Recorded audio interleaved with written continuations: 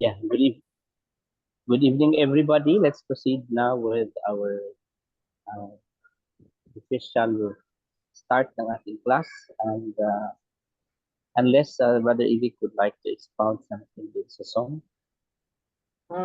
Hindi naman, Pastor. Opening prayer na tayo. Teka lang. Wait lang po, share ko lang. Thank you. Yun pa lang ating yung Art of War na i-share na natin sa ating Oo, ano yun, Pastor? Hindi ko pa nabasa eh. Diba, bago lang natin na i-share, parang kanina lang, sorry po, na-late ako na. I was just being reminded. You remember before that when Art of War. Israel committed the crime against the people of Judah about overkill. They conducted war and such parang regulations of war. I think it was the oldest, yung nakuha natin na material is the oldest and parang siya yung pinaka-basis whenever a nation is going for war. Dapat alam nila yung limitations, alam nila yung mga ipinagbabawal na lugar. So, minsan pag may time tayo, basahin natin yon dahil it will also add in our knowledge in terms of fighting and in terms of war. You remember, dahil sa violations ng Japanese government during the World War II, they were paying to us kasi nga, perhaps yun yung basis nila na may mga violations doon sa arts of war. So, titingnan natin din yun. In a biblical perspective naman, although it is like a worldly book, pero we can see in there some morality in terms of our practice na hindi pwedeng overkill, na hindi pwedeng pulis ka, which is ito din yata yung gustong tingnan ng ICC, yung court, yung international court sa atin na baka nga naman may overkill na nangyayari during the time of the drug war, because even the professor in the UP College of Medicine, I think, na doon nakatambak na yun yung mga bangkay ay they are seeing doon sa mga bala na overkill. Kasi kung sabi nga, kung police ka, you should have known yung fatal spot doon sa body where you can point. Kasi I think you are trained kung policeman ka. Trained ka where is the fatal part. Pero nakita nila na may mga So that's one of the sideways na atin pong ginagawa. We can do that reading time natin along with the study of the Word of God. Kasi talagang dito sa discipleship, para tayong mga lawyer, nagbabasa talaga. No? Kaya nga may mga assignment tayo. So we appreciate yung mga nag-effort din talaga na mag-research. And because of that, bago tayo mag-proceed, may sunod na assignment uli, sino si King Sennacherib. Alam na din, alam na din kung kanino i-assign. Naglilista na. Sennacherib. Sennacherib. That is during the time of Hezekiah kasi. So we don't have that extensive extensive knowledge about him. So by way of research, I know we can dug up some information about King Sennacherib. He once invaded Judah, and he actually wanted to invade Judah, but God rescued them. Let's proceed now.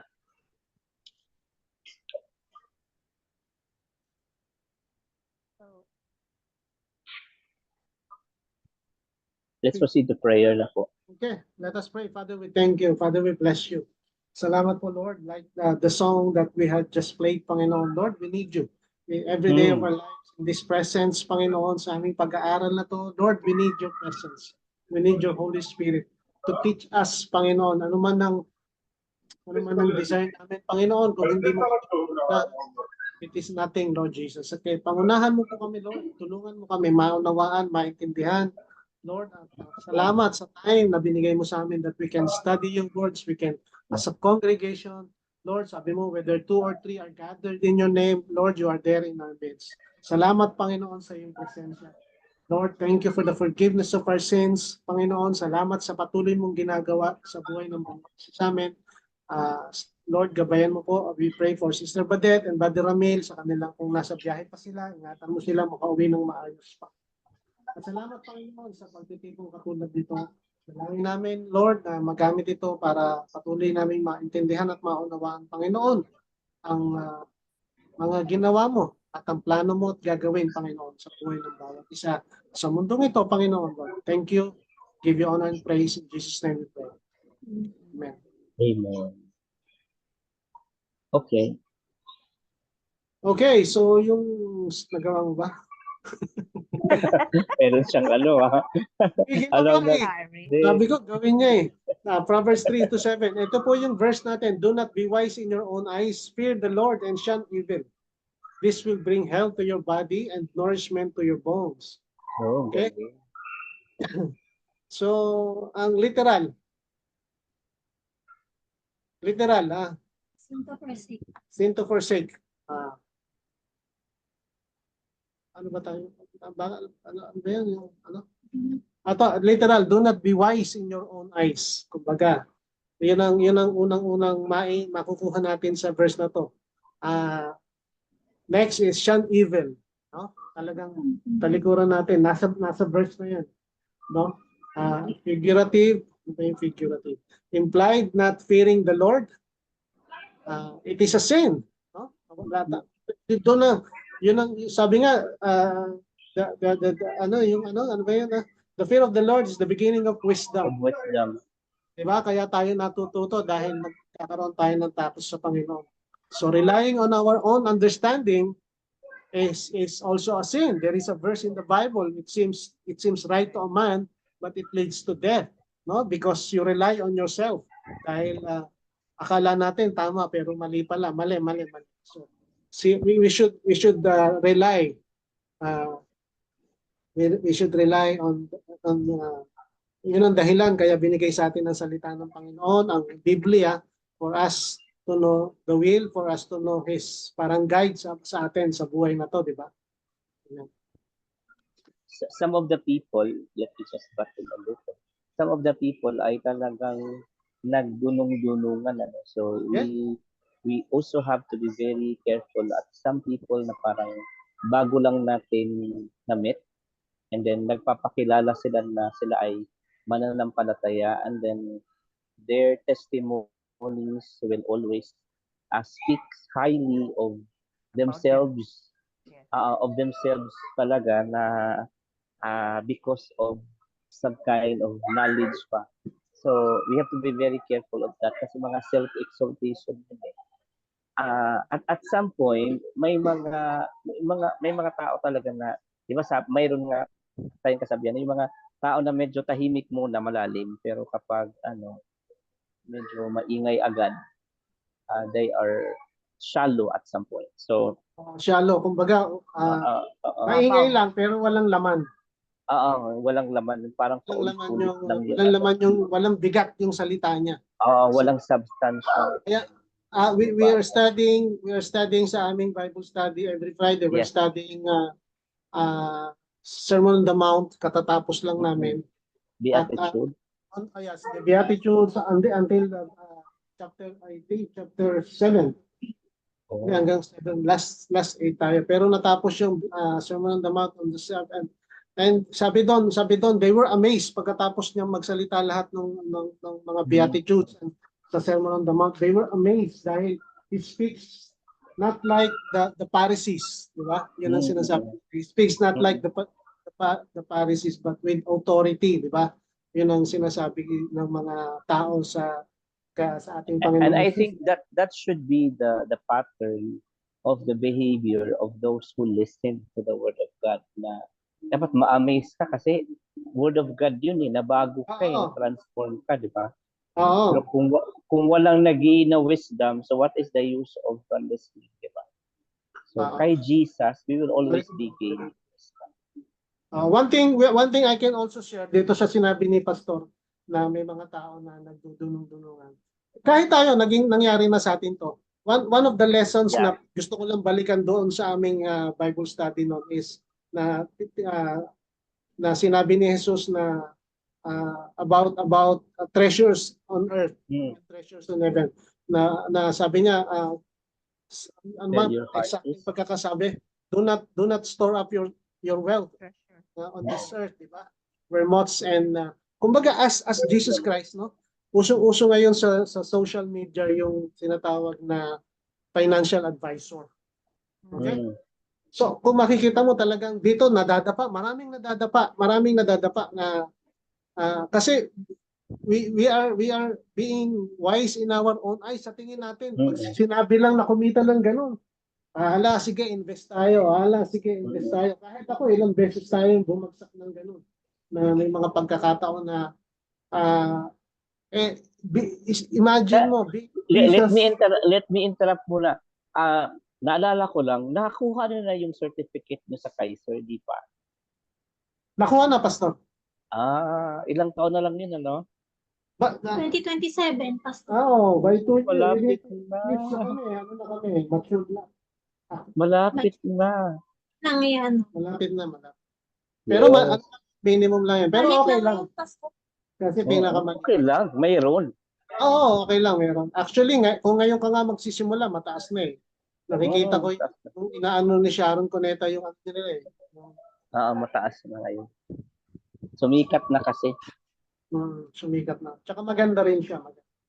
Anyway, so sabi nga, as Jesus is, sino pa bang hihigit kay Jesus as a financial advisor? Sabi niya, do not store up your treasures on this earth. Sabi niya, so store up your wealth on heaven dahil talagang nandoon talaga yung kumbaga biyaya ng Panginoon na walang magnanaka, walang maninira. So talagang doon maraming tao nasisira dito na talagang totoo naman to. So do not be wise in your own eyes. So one thing we can learn is sabi nga doon nagsisimula, fear the Lord. For us to have this wisdom, hindi lamang kumbaga sa maraming aspeto ng buhay, sa lahat ng aspeto ng buhay kasi ang Biblia, it tackles all aspects of life. Lahat ng klase, ano man, mayaman ka man, mahirap ka man, health man yan, finances man yan, di ba? Relationships man yan. Kumbaga, lahat na may sakop ng Biblia. Natuwa nga ako nung di ba, nung last time na sharing natin with Sister Jo, na si Jonathan nung kumain ng honey, na nung konti lang yung kinain niya tapos yung it lightens up his eyes kasi we came to know na in our time ito yung yung nag hypoglycemic yata siya na wala siyang kinain, maghihina ka talaga noon. So with just little of intake of sugar you will be gaining something. Nasa Bible din yan. So yun ang ating next is letter P, promises to keep. Literal, will bring health to your body and nourishments to your bone. So hindi lang yung mga napapanood nating kailangan kainin mo to, kailangan ito yung inumin mong vitamins, at kailangan magnesium, no?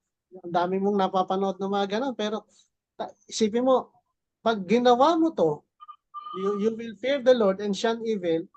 Hindi lamang yung inside, pati yung katawan mo, it will bring health. It will nourish you. It will heal your body. Di ba? Kaya nga, sa totoo lang, yung bones na yan, nandyan yung mga marrow. Kaya, merong katulad ni Dr. Ong, nagbibigay siya ng advice. Sana may mag-vlog din na ganito naman about the Bible, and it will, kasi ang tao pagdating sa health talagang minsan fa-follow ka niya, tututukan ka na. 'Di ba? Talagang ifa-follow ka nila at talagang interesado sila kasi usong-uso ngayon ng mga sakit eh. Bili ako ng camera na mamahalin tapos kailangan mayroon akong cameraman. Usong-uso ngayon. Hindi naman kailangan mamahalin, Pastor. Sa Bible mo naman kunin yung yung Yung camera. subject O mo para ano, para maganda din sa appealing din sa ano sa tao ba. Kaya lang kailangan lang talaga magaling kang magaling kang dumiskarte, tsaka isa pa yung title na ilalagay mo, yung gano'n. Kumbaga catchy, pero talagang sabi ko nga maraming ang tao will go to the extent na talagang para makamit niya yung healing, makamit niya yung bumata ang itsura, pero nasa Bible oh. Makikita mo, it will bring health to your body and nourishments to your bone. At hindi lang ito yung verse na to about health and about healing. Marami pang verses sa Bible na makikita natin kung paano tayo talagang makikita natin ang isang tao na talagang alam mo. Ewan ko kung aware, siguro aware kayo na ang talagang taong lumalakad sa Panginoon, makikita mo parang hindi stress, mukhang bata, no? Kahit na ilang taon na. Yun ang nakita ko sa nanay ko. Yun ang nakita ko sa nanay ko talaga. Na talagang, although syempre, namumblema ka rin, kaya lang makikita mo talaga, pagka binigay mo sa Panginoon, ibig sabihin, hindi mo na po problemahin. Ganun ang nanay ko talaga na hindi siya nagmukhang ano talaga. Siya, namuti yung buhok niya, pero yung mukha niya, nakikita mo talaga, nag-glow talaga pagka nasa Panginoon. So, Aray ko, namumuti ang buhok. Ito talaga pag nasa Panginoon. Yung talagang lumalakad nasa Panginoon. Yung na-master na niya yung mga sinasabi ng Panginoon na give. Yung ipagkaloob mo sa akin, ano man ang mga alalahanin mo. Diba? Yung cast all your cares. Kasi tayo, may not pala tayo. Personally sa akin, minsan, although pinag-pray ko na, minsan isipin ko pa yun eh. Minsan poproblemahin ko pa yun. Minsan talagang ano bang dapat kong gawin? May kailangan pa ba akong gawin? Parang ganun, parang pinapangunahan ko pa rin ng Diyos. Minsan may pagkakataon na kahit na inaipag-pray natin, di ba? Pero may mga tao talaga na yung faith nila talagang ibang level na pag talagang binigay ng Panginoon. And I think Moses also is like that, no? I mean, di ba, umabot nga na kailangan pang sunugin. Si Moses, di ba? Progressive din ang lalabas, di ba, Pastor? lalabas at talaga. Oo, lalabas at lalabas. So, ito So, po yung lahat. lahat. Kumbaga parang may progress din eh. Ang maganda, kahit pa paano, alam mo, nagpo-progress ka. At least may progress. Dapat mag-progress ka na. You Kaya, step one at a time. No? Sabi nga, ang Christianity is 3 steps backward, 2 steps backward, 3 steps forward. Diba? So, one step lang talaga. One step lang. One step lang talaga. Ang example to emulate is the same, fear the Lord, literal, shun evil. Okay? Talagang the only way, kung makikita na natin dito, the only way for you to shun evil is, kaya nga inuna fear the Lord. Diba? Pwede nating sabihin yung gano'n. Ano? Kaya nga, fear the Lord and shun evil. Because unless you don't fear the Lord, hindi mo magagawang, you will never shun the evil. No? Hindi mo pwedeng, ano ba yung sa ibang verse yung shun the evil? Sa talikuran. Talikuran ba? O ano? Diba? Evil. Turn back. Turn back. Okay, ang implied po is not to rely on our own knowledge or understanding. So, yun ang ating implied. Baka may gusto pa kayong idagdag? Wala na. So, attitude to adapt. Same, fear the Lord, shun evil. Ang implied, relying in God's wisdom, trusting the Lord in everything. Lahat ng bagay, no? We should that is the reason why God allowed the Bible to be written for us to know. Sabi ko nga sa nung Bible study namin, it is it is so simple, no? It is not, I'm not talking about being hard. I'm not talking about easy, but it is simple. Simple because it's already in our grasp. yung knowledge, yung kung paano ano dapat ang gagawin natin. Hindi na natin kailangan umakyat ng pagkataas-taas na bundok to learn about that knowledge, no? Yes. Nandun na, it's so simple. I'm not saying it is easy. I know it's hard. The problem is yung opening the book and reading it in a regular manner, no? Studying it. Yun ang medyo mabigat. Pero yung hindi na natin kailangan pumunta ng Mecca. Hindi na natin kailangan pumunta ng Jerusalem, no? I've been reading Psalms 121. Kinabisado ko yung 121 kasi it's all about pilgrims. Hindi na natin kailangan pag gano'n. Every year pupunta sila ng Jerusalem. O kaya paano para sa mga kasalanan nila, no? Pastor, Tayo- nakatabi na yung bucket list na Israel. Hindi na natin kailangan pumunta. Hindi, ibig sabihin, just to, Yes, just to, understood. Saka saglit lang, mayroon pala silang by observation, meron pala silang doon parang dala-dalang tubig pagka galing doon. Alam tubig. niyo yun, may dala silang tubig. Tapos yun ang kanilang Parang may iniinom bukal pagbalik. yata. Yes, oo. Ganun ang ginagawa ng Oo. Muslim, Pastor. Galing sa Mecca, may dala-dala silang tubig pabalik. They're allowed to carry that. Pero sila pala, kasi nabasa ko sa every year pala, talagang pumupunta sila. Kunyari, sila katulad nila Jesus, nila Mary. Every year, from Nazareth, naglalakad talaga sila papuntang Correct. Oo. papuntang Jerusalem. Mm-mm. Kaya nga Kasi nabuo andun ang yung, nabuo Andun yung yung Psalms 121. Para yung prayer na yun, na habang naglalakad sila, yun ang binabanggit nila. I lift my eyes to the hills. Where does my help comes from? My help comes from. Kaya ganyan. Saglit lang po, let me interrupt. We'd like to welcome Sister Warlina Ocayo. Siya po ay from JCM Alain.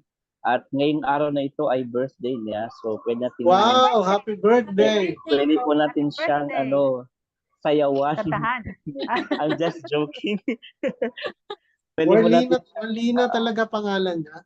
si Kasi di Warlina. ba may mga kailala tayo dito, Sister Josie, sila Warpies. Puro War din ang nagsisimula yung mga pangalan nila. Magkakapatid sila, nagsisimula sa War. Sa Alain po siya. So first time niya pong mag-join sa atin online. Welcome po, Sister Warlina. Welcome Sister Warlina. You are joining sa discipleship. At nag-attend po natin na yung mga Your Honor galing sa Philippines at saka sa Ajman. Yes. Yung mga Your Honor. Okay, So so lang siya, magpa-participate lang, makikinig lang siguro siya kasi nasa may work po siya ngayon. Praise God. okay. Continue po. So, attitude to adapt natin, relying in God's wisdom, trusting in the Lord. So, yun ang ating implied. We should rely on God's wisdom. Praise God. Knowledge and principles to live by. Romans 1:22-23, itong verse na to. Sinasabi dito, claiming to be wise, they become foolish and exchange the glory of immortal God for images resembling mortal man and birds, animals, and creeping things. No? Ito yung sinasabi ni Apostle Paul sa Romans 1:22-23. No?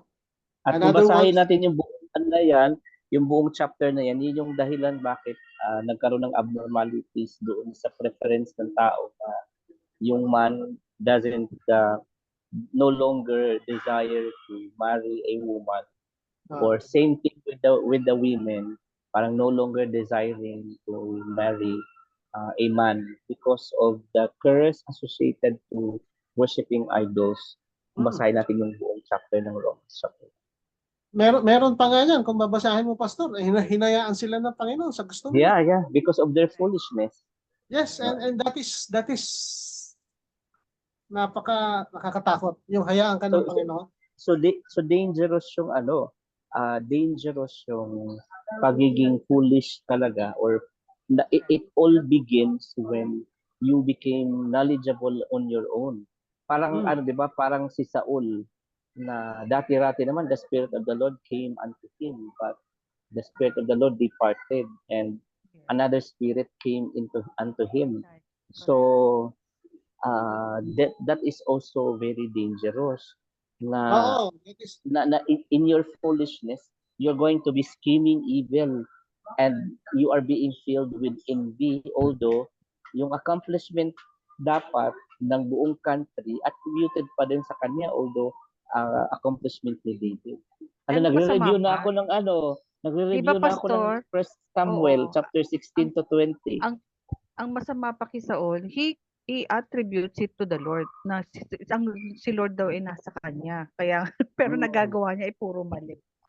Oo. So another thing, yun, foolish understanding din iyon, 'di ba? Na nasasabihin mo na nasa sayo ang Panginoon, tapos sabi wala ka namang ginagawang masama, pero sa bibig lang pala, then you are scheming evil. Na kailangan mo pa ng advice.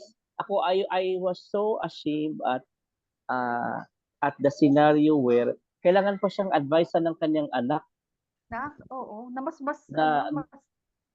mas knowledgeable pa ang kanyang anak tuloy, mas okay pa yung spirituality ng kanyang anak na si Jonathan kaysa kanya, na parang he's a king, and then by age mga decision advanced niya.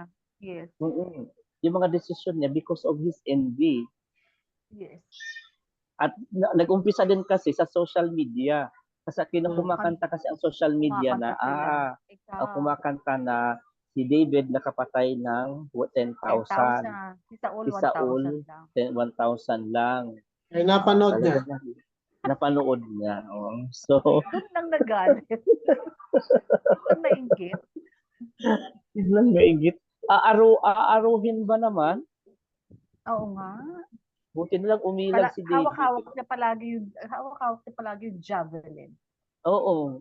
Buti lang si David. Paano kaya niya na sense? So hindi talaga pwede pala na na parang tayo, especially in a risk area, na dapat dalawa din ang mata natin, nakagaya nung pagpili doon sa 300 soldiers. Pero I love Jonathan, the way he loved David. At si Saul, di ba? Para silang pinag-isa talaga eh. Talaga makikita mo yung pain. Parang mag-asawa nga yung covenant eh. Habang nung naghiwalay sila, talagang Iyakan sila no? Oo. May ganun palang level na friendship, Grabe. Exactly. Sabi ko, ang lalim nitong to. Lalim ni Jonathan. Okay. Okay, so Jonathan, na tayo? Okay, tuloy na po tayo. Job 28:28, sinasabi po ron, and he said to the human race, the fear of the Lord, that is wisdom. Exactly. And to shun evil is understanding. So, yun ang ating speak. Okay, so praise God. Ngayon po, magpapa-exam na si Mayor. Wala pa sila ba din? Nandiyan na po. Nag-join na po. Ay, nandiyan na. Diyan na po. Nandiyan na po. Okay. Yes po. Number 1. Okay. The Bethlehemite pastor. Ikaw naman, una lagi. Okay. To whom the Lord would send Samuel in order to provide a king from among his sons. Jesse yun. Jesse. The answer is correct. Letter A, Jesse. Sister Josie. Okay. Yes po. The Lord told Samuel to invite Jesse to the sacrifice. Ay, bilis Okay. But then, Samuel consecrated Jesse and his sons at Bethlehem, and the elders of the city asked if he had come how? Sagot, A, alone, peaceably, in anger, sorrowfully. Sir Badit. Teka lang, Pastor. Sorry. And the eldest of the city asked if he had come how? Alone. Another answer. Peacefully. Peaceably. Ay, peaceably. Peaceably. Pwede mag-comment, Your Honor, dito. Yes po, Pastor. Kasi dumating si Samuel, parang anong personality kaya meron si Samuel? Kinatatakutan siya ng tao, no? Pastor, alam mo ka, last Sunday ka pa, ayaw mo kay Samuel, ano? Oo nga. Hindi over time of his personality, although he's been Hindi very personality, pastor. Kasi the people knew that he is with the Lord. Di ba okay. may ganong effect kasi. Na alam Mm. nila na kung ano man yung gagawin at sasabihin ni Samuel, it is a directive from the Lord. Then Kaya yun parang si siguro yung takot. parang si Moses lang na ano, sabi niya, ikaw na lang makipag-usap kay Lord kasi natatakot Oo. kami, ganon. Parang ganon yung nangyayari na Oo. oo, na parang natakot na tuloy yung mga tao. Pero parang we can read between the lines that there must be something kasi may mga prophets naman din talaga na although they have been used by God powerfully, pero may mga masasamang pag-uugali pa din na Oo sideline. naman. No, kasi tao lang Oo. pa rin naman yan. Kahit na sabihin natin na ginamit sila ng Panginoon. Siyempre, may Yeah. mga lumalabas pa rin yung pagiging Yeah. tao. Kaya parang yun yung tinitingnan ko nung when the people gave a comment na are you coming here peacefully or what, di ba? So yun yung tanong. Yun lang po. Okay, next question. Si Sister Warly, hindi sasagot. Okay, si Pastor, back to you. Who was the first Okay. of Jesse's 7 sons that were rejected as king? Si Eliab. Oh, Eliab. Yes, Eliab. Pastor, kasi ako gumawa niyan, kaya alam ko lahat ng sagot. Okay. Kaya sa'yo Baka naman kayo ako nagbigay sa iyo niyan. Oo, syempre, Kasi- kinanap ko yung sagot. Walang sagot, sa'yo, ako nagawa ng sagot. sa'yo kayo pala magtatanong pag di namin alam kasi parang kalahati lang yung Okay, Sister Josie. nabasa ko dahil The Lord sobrang told Samuel suffocated that sa man bus. was a- Kung mag-alala, Pastor, hanggang 19 lang yan. Okay. Okay. Pagdating kay Badet, hirapan. Yes. Number 6, after anointing David king with the horn of oil, Samuel rose up and went where? Pagkatapos niya ano si David, sa nagpunta, Badet. Punta. Party. Sa Senado. Palitan mo. Tama? Pumunta sa Cebu. Sa Sa Senado. Bakit ang hirap nung sa Pumunta akin? sa Cebu, sa mayor nila. Kasi Tagalog ko Oo. binasa eh. Kaya hindi ko Hindi, maintindihan. Tagalog. Na ganun din. Pumunta Yung sa lugar Cebu ganun sa din, kahit mayor Tagalog. nila. Ang Bethlehem sa Tagalog, Bethlehem pa rin. Hindi eh, Oo. yung Jesse nga sa Tagalog, Isay eh. Ha? Hindi, pumunta sa Cebu, pumunta sa Yung mayor Jesse, nila. yung tatay ni David. Sa Tagalog, Isay nakalagay. Ay, gano'n. Hmm. Anong sagot? Ano bang tama? Sabi ko, The pumunta sa Cebu, pumunta siya sa mayor nila. Oo, yung kapag-anak nila, Annabel. Rama. Sabi ko kanina Rama, Oh, di ba? yes. Pajulit-julit. Tama. Joke lang. Because Okay. a harmful spirit from the Lord tormented Saul, his servants suggested they find a man to play what instruments? Liar. Liar. Liar ba yun, Pastor? O Liar. liar? Liar. Liar. harp? Sorry, liar. Di ba harp? Harp yun, Ano di siya? ba? Harp. Ang liar kasi parang harp. Ano siya? Ang description sa kanya ay harp din. When Saul's servants came to take David, what did Jesse send with him? Ayan, a sheep, then 2 wineskins and a goat. Ito, medyo mahirap to. A donkey laden with bread. Alam, may iPad. As may bread at saka bottle of wine. Sandali ha. As, bottle of wine, at saka bread. Asan yun? May bread. King May James. Iba bread yun, yun. iba yan. May Iba bread to. yun. Ito. May Idea. bread. Idea. And kasi sa King James, an ass, a bottle of Okay. wine, at saka An bread. ass or donkey. Donkey yun. Yes. Donkey yun. Oh, yun yung Donkey. ano. Ah. Wala siyang young goat. Young goat? Letter A yata yan eh. Ang Wine ass skin. kasi is a young goat, di ba, Pastor? Pero ano Yeah, Ano sinasabi mo yung kay Goliath na ha? Hindi, Ay, oo nga pala yung kay Yan yung Goliath pinadala ni Jesse kasama si David. Kasi nagpadala din ng pagkain si Jesse kay David Iba doon. yun. Oh, iba yun. Para kay Saul. Para yan kay Saul. O, ano So, sagot mo? servants came to David. What did Jesse send? Letter to B him? siguro. I think letter Kasi B. letter B. Tama. Yes. Letter B. Kasi Okay, sa King Badet, James, mahirap ulit. When David played the lyre, Saul was refreshed and was well, and the harmful spirit did what? angry, entered Tara. David. When David played the lyre, Saul was refreshed and was well, and the harmful spirit did what become angry entered David, departed from Saul. Letter C. Galing. Oh, Bakit tulong, Tagalog tulong. binabasa mo ba, Det? Tagalog ko kasi nabasa kaya Hindi, inaano ko bakit eh. Tagalog? Mas naiintindihan ko ang Tagalog ate kaysa English. Ganon. Kaya ka nagkakaproblema. Dapat English, Tagalog. Kung babasa ka ng Tagalog, i-refer mo din sa English para at least may connection ka. Huwag ka Pastor, maglagay lahat na Tagalog. Ano yun? I have a doubt. Ekron ba yun? Not sure. Hindi po. Ila? Opo, Ilay. Sa ila. Sa ila Ila. pala. Kaila. Sorry. Oo, kaila Kaila. ba? 11. Naku, eto na naman tayo.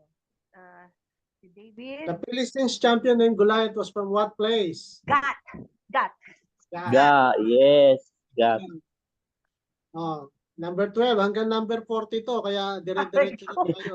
Just this Pagdating sa numero. How tall was Goliath? Badet. 7, 6, 6. Seven. Ha? Hindi, Seven. mali. Bakit 7? Common perfect number, 7, Ay. 7 na. Six span and cubits. Ano ibig sabihin kapag 7 ang height niya tapos yung span 7 din kalaki? Parang ganon, di ba? Letter C. Siguro yung ganon. Yung pinaka-arm niya. Yun ang yung Letter C ba? pagkaka-stretch. Tama. Letter Okay, C. tama ang hula ni Badet. Okay, Ano ba sa next. Who were the 3 Okay. oldest sons of Jesse? Order of birth, ha? Oh, Ayan, medyo mahirap yan. Sakto sa yan. Letter D. letter. Yes, Galing. very good. Yes. How many days, morning and evening, did the Philistines Goliath came forward and take his stand against Israel? 40. 12, 40. Tama. 40 días. Okay. What food did Jesse tell David to take to his brothers? Ito na yun. Ito na yung Goliath. Goliath. 7 loaves, an epa, 10 epa, 5 loaves, ano? Kawawa naman si Badet.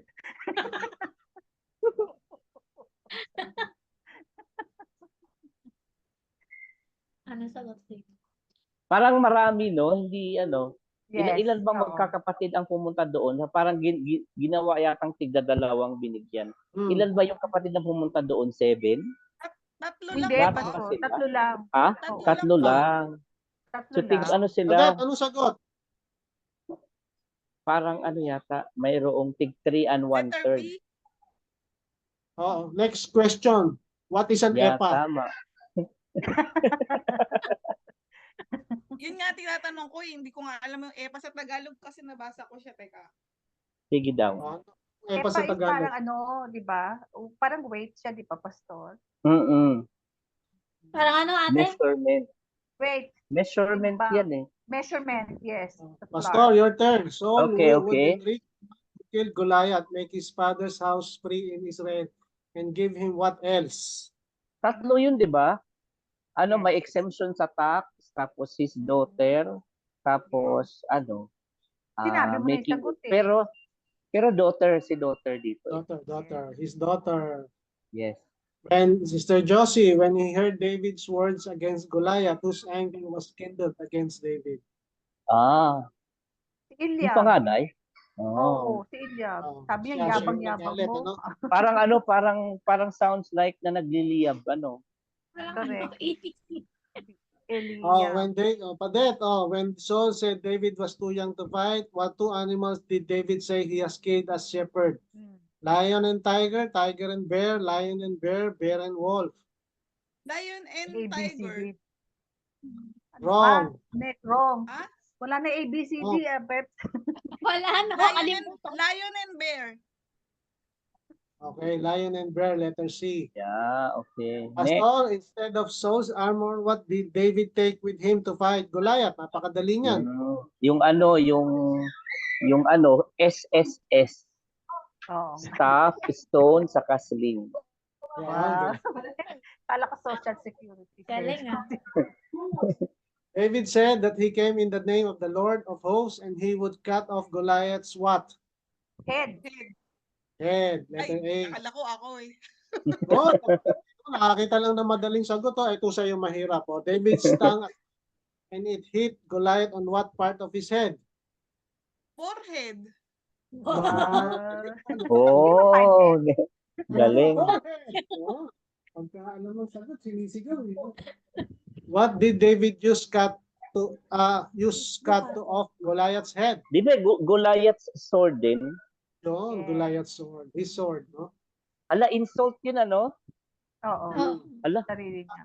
mayroon pala mayroong insult, sorry.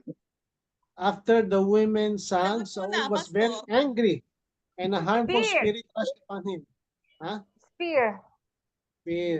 Okay. Spear. Dapat javelin, di ba, Pastor?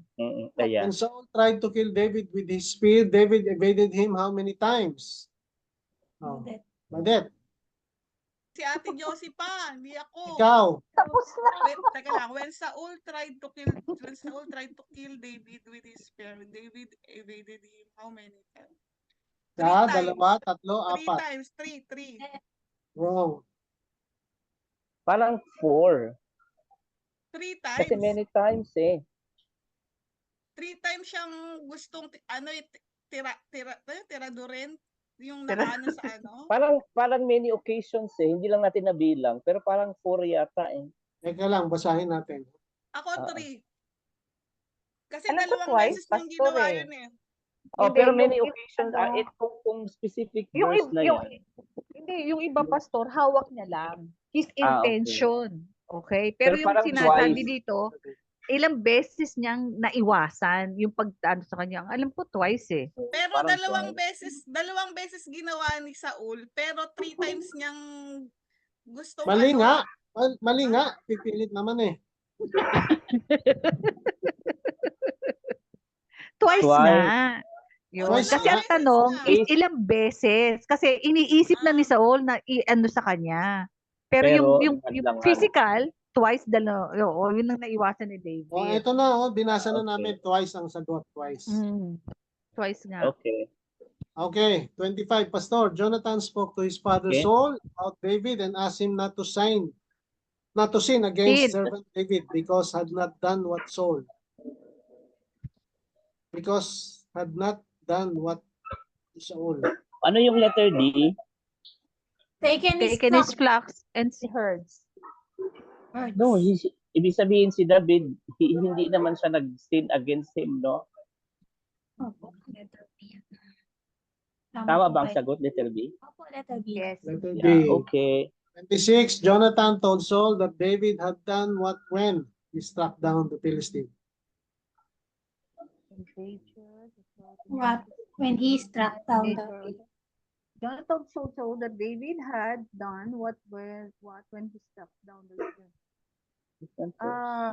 David had done what what when he struck down? hindi pwedeng brag to everyone. Hindi Hindi, siya disloyal kita. Hindi siya din. So letter A. Took his Parang life. letter A. Letter A. Letter A, yes. Siya yung ano. But that Saul listened to Jonathan and said, as the Lord lives, David shall what? Not to put in debt. Letter B. The Next. Lord sent this upon Saul as he sat on his house with his spear in his hand. Great blessing, peaceful spirit, victory over the Philistines, a harmful spirit. Harmful spirit, letter D. Yes po, yes po. Last question na to. As Saul Okay. sat in his house with his spear in his hand, David was there playing what? Inulit? Harp, di ba? Opo, Harp or parang lyre? Oo. Liar. Lyre. Okay, that's it. Let's go now to Our assignments. may nagsasalita yata. Kanino yung galing? kay Sister Mark. May Okay. Okay. Okay. Okay po. Tiglat. Tiglat-Pileser. Ay, dinagdagan ko pala siya ng Tiglath-Pileser 1 at saka 2. Oo nga. Dapat 3 siya. Okay, ito dinagdag ko din para magkaroon lang tayo ng idea what Assyria is. Okay. Dagdag bawas ako, no? Oo. Dinagdag lang. Kasi yan, Assyria was located in northern part of Mesopotamia, which correspond to most parts of modern-day Iraq, as well as parts of Iran, Kuwait, Syria. Turkey, sorry po, Turkey. Okay. Sino si Hmm. Tiglath-Pileser? Okay. One. Tiglath, Si One yan. si Juan. Ay, dinagdag mo yung pastor, ano? Hindi akin yan eh. Opo. Dalawang slide lang. Was king of Assyria during the Middle Assyrian period, according to George Book. Tiglath-Pileser was one of the 2 or 3 great Assyrian monarchs since the days of Samshi-Adad I. Okay. Tiglath-Pileser inspection gifts from Egypt. Mahilig sila magbigay, ano? Pag sila, Oo. ano? Mahilig silang tumanggap kasi nga kung tinitingnan mo na they are invading, may mga vassals sila. So, No. yung mga vassal country, Doon nagbibigay ano, talaga ng tribute. mm-mm. Si Tu tayo, next. Tiglath-Pileser was king of Assyria from 967 BCE when he had succeeded his father Ashures III until his death in 935 BCE when he was succeeded by his son Ashurdan III. Lapit mo yung mic mo. Little is known about his reign. Tiglath-Pileser II, the son of Temple Ashara, the third reign, 745 to 727 BCE, founder of the Assyrian Empire, which profoundly affected the history of Asian Near East and in particular the fate of Israel. He is mentioned 6 times in the Bible. The latter book spelling his name Pilneser. He is also mentioned by the name Pul, 2 Kings, which is assumed upon becoming king of Babylonia in 729 BCE. Oh, okay. Okay. Now, this is Okay. yours. Yes, this is mine. Tiglath-Pileser The third the one. third. The third, oo. Referred to as Pul din. Pero ang tunay niyang pangalan is Pual. He's the governor of Kala. He seized the Assyrian throne during a rebellion against the weak king. Ito pala yun. Hindi pala siya talaga Tiglath-Pileser. Nagkaroon ng coup d'etat, pero he assumed their name Tiglath-Pileser, kaya pala Tiglath-Pileser III. Throne name from 2 earlier Assyrian monarchs. Kinapi niya lang. And quickly reorganized the kingdom by centralizing his power and creating a standing army. His thoughts turned to, ito medyo mautak siya, pastor, mautak ng taong to. His thoughts turned to expanding his empire. He led various campaigns, subjugating. Ang ibig sabihin ng subjugating, yung mga lupa, his dominion or domination or control. Yung mga kahit na malayong mga lupain, gusto niya sa kanila. Tapos, including the area of Southern Levant. Pag sinabi palang Southern Levant, it refers to Israel, Jordan, and Palestine. Canaan, dito ko lang nakita, is the ancient name of this region. Pag sinabi po lang Canaan, it is mentioned as Southern Levant. Dito makikita, pastor, na yung promised land pala ng Panginoon, Israel, Jordan, and Palestine, yung the whole area, di ba? The whole area of that. Yes, it's called Southern Levant. Next slide, please.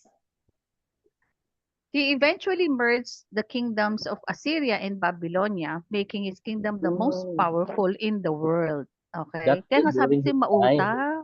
Oh, during his time, mautak siya. Eh, yung dalawang nauna sa kanya, medyo kahinaan, kaya hindi sila na-mention masyado. King Kaya of siya Assyria, oo. King of Assyria in the days of Menahem. Sino ba si Menahem? Si Menahem ito yung sinasabi ko, who gave tribute to him sa 2 Kings 15:19. Then Pul, king of Assyria, invaded the land, and Menahem gave him 1,000 talents of silver to gain his support and strengthen his own hold on the kingdom. Ayan. Yung mahilig sila magbigay pag sila ini-invade. Si Pekaha and Pekah, kings of Israel and Uzziah, Jotham and Ahaz, kings of Judah during that time. during that time. Okay, during that time. Now, anong connection ni Tiglath-Pileser at saka ni Ahaz? Ahaz. Si Pekah, an Israelite official, assassinated Menahem's son. Okay? Inassassinate. Mahilig pala sila dito sa para makuha yung throne. Si Pekaya and succeeded him as king. Si Pekah naging king dahil sa pinatay niya yung anak ni Menahem na si Pekaya. Pekah formed a coalition with Rezin, king of Damascus, seeking Rezin, okay, nabasa natin, into which they tried to for Ahaz, okay, ito kinalaban nila si Ahaz, even going the length of besieging him in Jerusalem, sabi nga sa 1 Kings 16:5. Pero the siege was unsuccessful. So sa takot ni Ahaz, pinuntahan niya si Tumawag. Tiglat-Pileser. Yes, tumawag siya kay Tiglat-Pileser, sacrificing his independence to get rid of So, si this invaders. Tiglath-Pileser here is the third. Yes, the third. Sabi nga sa 2 Kings 16:7-8, I am thy servant and thy son. Come up and save me out of the land of the king of Syria and out of the hand of king of Israel. Ito yung si Pekah at saka si Rezin, okay, which rise against me. Then Ahaz took the silver and gold that was found in the house of the Lord. Yan, mali na yung ginawa niya. Mali na yung And in the, ginawa. mali na yon. And then the treasures of King House and send it for a present. O, di ba? Ang daming present ni King Assyria. Buti pa siya. Next slide. Ayan yung mga pictures niya, yung, ano to, yung Tiglat-Pileser. Yung meron silang dyan, boundary, ancient boundary stone para with the Phoenician inscription. Okay, talagang nila. Sabi ko nga, yung mga ganyang nilalagyan ng rebulto or ibig sabihin talagang importante o may Memorabilia ginawa din siya. naman. Yes, Memorabilia. may ginawa siyang malaki para dun sa bansang yon. Next slide.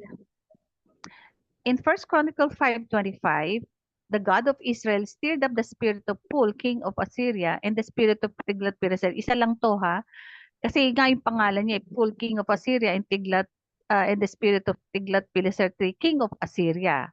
And he carried them away, even the Reubenites, Gadites, and kasi nga, matitigas ang ulo ng mga tao. Kaya si God, ginamit si Tiglat-Pileser.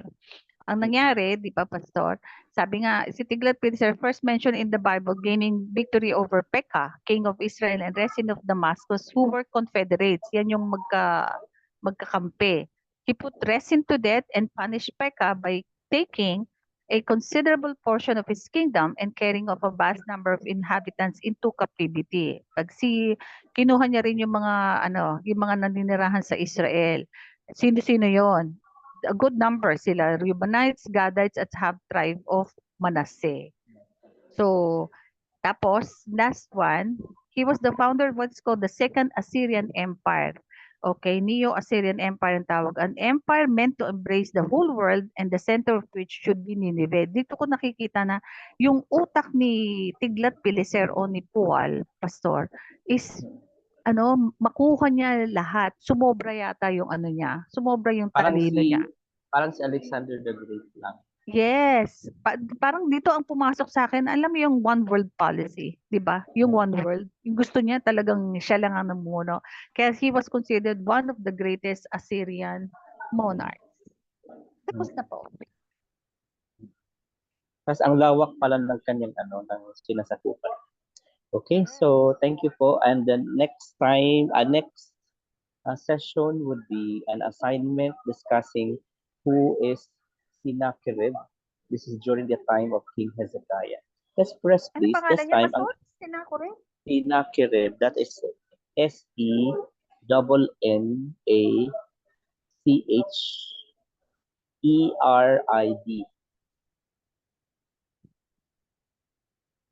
Sennacherib?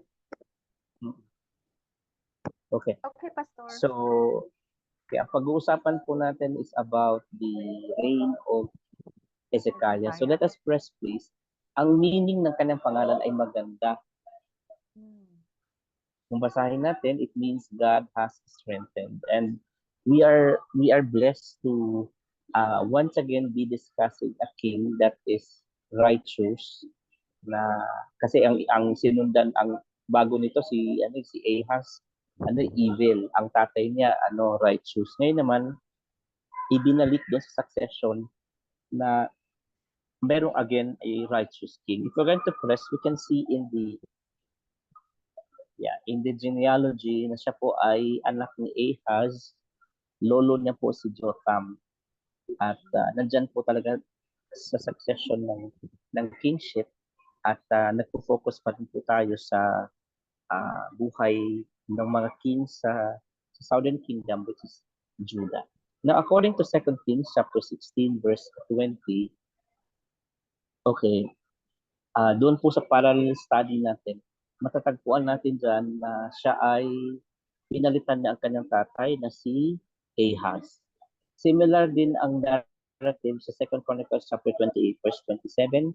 Siya po ay pumalit kay tatay niya na si King Ahaz. And similar din sa kanyang tatay, sa 2 Chronicles chapter 29, verse 1, makikita natin doon na 25 years old siyang nag-umpisa na maghari.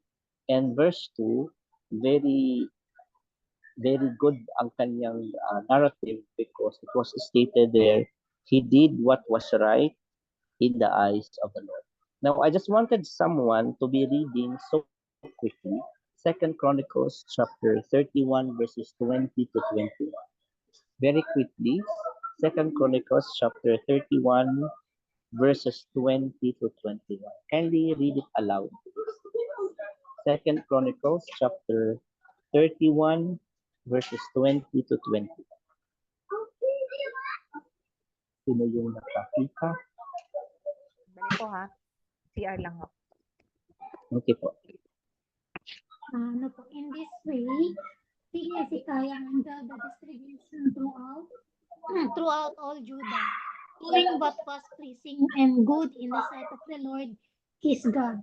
In all that he did in the service of the temple of God and his efforts to follow God's law and commands, Hezekiah sought his God wholeheartedly. As a result, he was very successful. Amen. Okay. So, that is a comment from a narrative that is positive and it is so worthy to be reading. Now, in our parallel Bible references, di ba, sinasabi natin dati na it is somewhat like absent in some area and it is present in some areas. Now, if you are going to be relying only in 2 Kings, you will be reading there a narrative na putol, especially na nung nagkasala ni sa King Hezekiah na siya ay nag-survive ng another years of existence. Medyo putol yun doon kasi after nung nagkasala, nagkasakit, gumaling, ang sunod na agad na may narrative na other parang narrative of his life as king are written already in the annals of the records of Israel. Pero makikita natin doon sa Isaiah chapter 36 up to chapter 39 to verse 8, makikita natin doon ang complete narrative, how he got healed and how was the sign given to King Hezekiah para siya ay gumaling. So, if you're going to be referring to some other minor verses there, may nakalagay po na kahit sa Proverbs na mention siya sa Isaiah, Jeremiah 15, na mention din sa Hosea chapter 1 and then sa Micah. So, if you have time, you can have your reading, additional reading of all these verses na na-mention po ang pangalan ni Hezekiah. Now, it is so noteworthy to mention na ang pag-mention sa name Hezekiah ay like a comparison during the time of the reign of David. So, ibig sabihin maganda ang comment nung narrative. Okay. So, let us press please.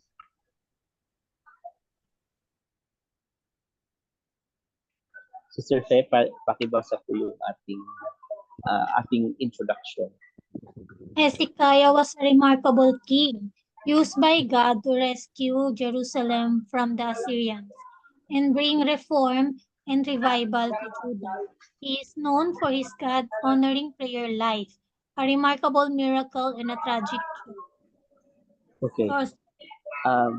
Although, nakikita natin dito na na-mention na kanina sa assignment na si Tiglath-Pileser III is harming Judah because in the very first place, Judah became a vassal of Assyria, taking into consideration yung tatay niya, si Ahaz, sinabi niya, we are your servant in exchange of the help. And at this time ay kailangan ma-rescue, no, ang Jerusalem sa Assyrian invasion and bring considerable reforms. Now, tandaan po natin, kapag reforms and revival, matrabaho yan. And knowing him, being young, 25 years old pa siya, kung ang stamina niya must have been coming from God.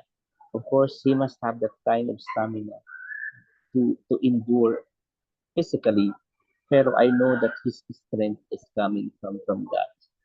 Another comment here is he is known for his God-honoring prayer life, a remarkable miracle, especially when prophecy came to him through prophet Isaiah that he needs to make his household in order because he is going to die, pero nag-humble siya kaya may extension ng kanyang buhay. Yes, yes. Yet a bit later, after all the reformation, after all the revival, after all the restoration, and after all the narrative according to 2 Chronicles chapter 31 verses 20 to 21 that says, in all of this, he became successful. Parang kinain din siya ng success to a point na he's already bragging about his possession. Na in fact, ipinakita niya sa kanyang kalaban yung ganda ng kanyang palasyo, yung ganda ng templo, at saka yung mga treasures niya doon. And because of being so being of the brag, there was a prophecy that these articles are going to be carried away from Jerusalem. It was like a choice. It was really a bad choice. And I think for us right now, reflecting on it, there is no way for us to be bragging about because all of these resources were being entrusted to us by God. Hindi naman talaga sa atin. So, shouldn't be bragging about. But remarkably, majority ng kanyang buhay, sa end part lang naman siya sumablay, pero humingi naman siya ng tawad, pero there was a consequence of his action. Kasi nasisilaw talaga ang neighboring countries kapag sinasabing may gold, no? Sinasabing may treasure, nasisilaw at nasisilaw sila. And they will do whatever they can to take it away from you kasi nakakasilaw ang mga resources. Let us press, please. Okay. Now, I really need to find a proof that King Hezekiah existed. And by way of, I thank the Lord for the opportunity to be able to have a resources. Sabi dito ay, nababasa mo, Sister Joy, mali. Yung gitna. Yung detailed inscriptions of 8th Okay. century BC Judean King Hezekiah discovered in monumental archaeological discovery. Okay. Nasa baba yata yung source kung saan. We can do more of the we can do more of the research about it. Pero I think this is from Jerusalem Post, where they are gathering information and archaeological support of the biblical claims. And this time around, it is already being available. So, okay. And then press again. Okay. Sister Jo, pabasa ulit. Inscription 3 has the names and dates of the biblical king Hezekiah of Judah in ancient Israel. Okay. So, the way we can trace history is by way of inscription. I think when we study about Tiglath-Pileser III, we also unearth some of the inscription that would connect us to the past, and it connects to Tiglath-Pileser. So for as long as siguro hindi naman tayo nagba-bow down doon sa mga monument, hindi naman natin siya ginawang way of worship, pero ginawa natin siyang educational by way of studying and to also assist us in understanding the nature of the history to which the event took place, ay magagamit natin yun. That is fine with the Lord. Now, Yes.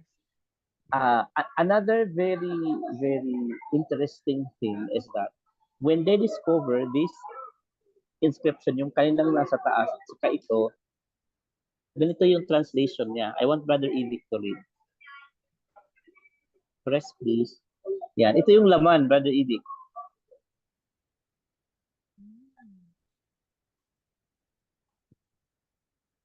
Ang haba. Pabasa po. What does the ancient biblical inscription say? This is a verbatim quote of the inscription that includes 11 lines, 64 words, and 243 letters. Ibig sabihin ng verbatim, kung ano yung nakasulat doon, yun yung translation. Okay. Okay. So, number 1, Hezekiah, the son of Ahaz, king of Judah. True. Ito yung nakasulat, Pastor. Oo. Yes po. Translation. Made the pool and the conduit. Ano yung conduit? Connection. Parang connection. Oo, parang connection. In the Parang 17th year, in the second day, in the 4th month of the king Hezekiah, the king brought the water into the city by a tunnel. The king led the water into the pool. He smote the Philistines from Ekron to Gaza and placed there the Oreb unit of the army of Judah. He break the images and break in pieces the Nehushtan. And he removed the high places and cut down the Asherah Heseks and break down the Asherah. Hezekiah the king accumulated in all his treasures houses in the house of Yahweh a lot of silver and gold, perfumes and good ointment. So,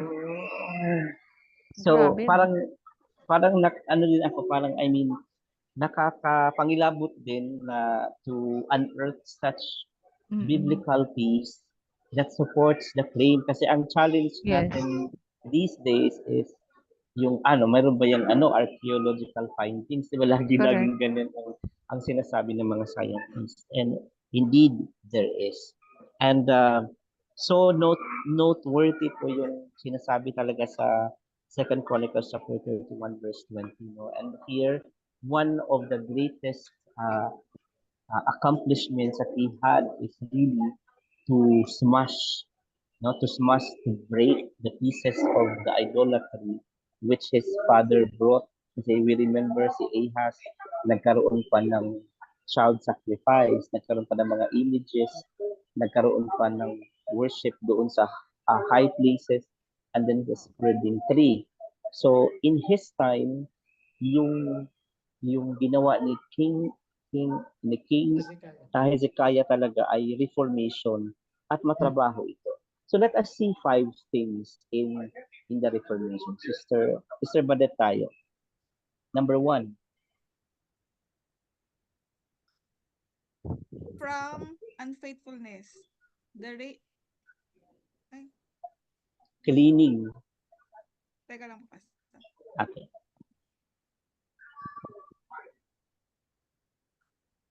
The reign of Ahaz had been terrible, and God had been neglected by the king and all the people.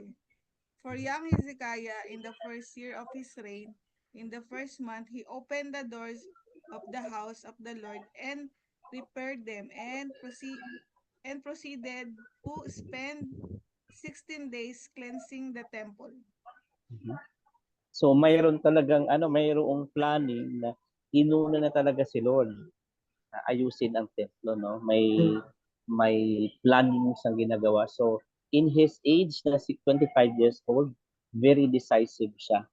So siguro ngayon ang prayer natin sa bansa natin, yung mga mayor natin na mga bata kagaya ni Vico Soto, mga bata pa yung mga sino pa mga batang mayor sa atin, yung mga leader na talagang decisive na tinrain ni Lord. I remember also, I think si Belgica was once a student of the teacher na taga-church ng Makati na talagang decisive din in terms of corruption. Talagang they are fighting against it. So may mga batang batang henerasyon na leader, na ipag-pray natin talaga na they are going to become a real leader po ng bansa natin. So, ito yung kahalintulad kay King Hezekiah. That is why here, napakaganda ng kanyang sinabi sa 2 Chronicles chapter 29 verse 11. Sabi niya dito, dahil the people during his father's time were unfaithful, ito yung bawi. Ang sabi niya dito na do not be negligent, no? Do not be negligent about it. Press na tayo. Kasi there was negligence in the past. So now, going back to or taking the responsibility unto our lives this time, we're not just simply studying about King Hezekiah in his days, but sabi dito, we have the same role through Jesus. Now, if we are going to be noting sa Second Chronicles chapter 29, ang key word dyan, especially po pag nagbabasa tayo ng Word of God, lagi-lagi kapag mayroon dyan mga word na inuulit-ulit, yun yung key word. So dito sa sinasabi sa Second Chronicles chapter 29, ang key word dyan ay cleanse and consecrate. And it was made ready and prepared for God to use again and for Him to be worship. Yun yung temple. By the way, magsa-sideline lang ako. The way I am studying right now the Word of God ay through letter P's, especially yung nagpapa-exam si Mayor. Letter 3 P's ako. One is sinisegregate ko na yung people, tapos sinisegregate ko yung places, and then sinisegregate ko yung picture. Ibig sabihin ng picture, yung scenario. So, ina-identify ko may pangalan ng tao, yan. Pangalan ng place, yan. At saka yung picture or scenario. So, now, let's go to the application itself of the Word of God. So, sinabi dito, ang unang question is that, what do we need to cleanse ourselves from in relation to what King Hezekiah was actually doing? Now, meron tayong advice agad na nakikita. Kung mabasahin natin, anong advice ni Sister Jo? We are to cleanse ourselves from all defilement of flesh and spirit. Okay, ang dami ngayon, ang daming tentasyon na nagkakasala tayo sa flesh. Ang daming tentasyon na nagkakasala tayo na dumadating sa ating spirit. Kung ano yung pinifed natin sa ating spirit, yun din yung nagmamanifest. Narinig ko minsan sa isang kasamahan namin sa company dati na yung word na manifest, lang gamit naman nila yung yoga. Hindi tayo doon. I mean, we are to feed our spirit with the Word of God para mag-manifest ay ang Word of God. But inevitably, nasa stage tayo ng vulnerability na talagang nagre-react tayo, especially kung ngayon, yung nangyayari sa politics sa Philippines, parang kung ikaw ay partisan at nakakalimutan mong taga-church ka, nakalimutan mong pastor ka, baka maging partisan ka at makakapag-comment ka na hindi maganda. Another thing na nangyari ngayon is that ang dami ng naging bulaang prophet tuloy. Yung mga pastor, yung mga pronouncement nila na yung God daw ng Old Testament and New Testament is different. Yung matawag nila Marconism yata yun. Duality. So yung faith natin ngayon is shaken. Kaya nga later on sa ating application, we have to be ready about all these things kasi kung nasa flesh pa rin tayo ngayon,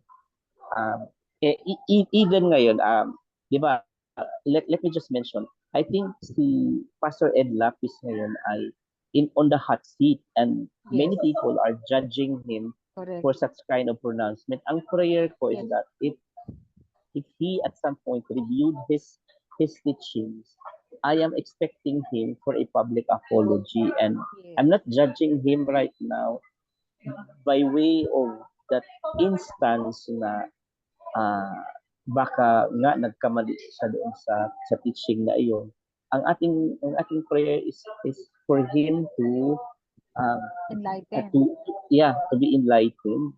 Kasi lahat naman nagkakamali sa teaching. So kailangan i-review lang talaga kasi naano talaga siya na highlight din.